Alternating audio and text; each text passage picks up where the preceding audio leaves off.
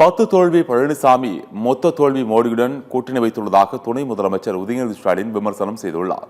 விருதுநகர் அருகே கல்குறிச்சியில் நடைபெற்ற திமுக இளைஞரணி தென்மண்டல நிர்வாகிகள் சந்திப்பு நிகழ்ச்சியில் பேசிய அவர், எந்த கொள்கையும் இல்லாமல் வெற்று கூச்சல் போடும் கூட்டம் தமிழகத்தில் இருப்பதாக சாடியுள்ளார். தமிழ்நாட்டுக்கு விரோதமாக செயல்படும் பாஜகவுடன் அதிமுக கூட்டணி வைத்திருப்பதாக குற்றம் சாட்டியுள்ளார். மாதம் ஒருமுறை வெளியே வருபவர்கள் நாங்கள் அல்ல என விஜயை சாடிய துணை முதலமைச்சர் உதயநிதி ஸ்டாலின் அரசியல் அறிவில்லாத அட்டைகள் என்று சாடினார். கழக தலைவர் அவர்கள் நமக்கு ஒரு டார்கெட் கொடுத்திருக்கிறாங்க.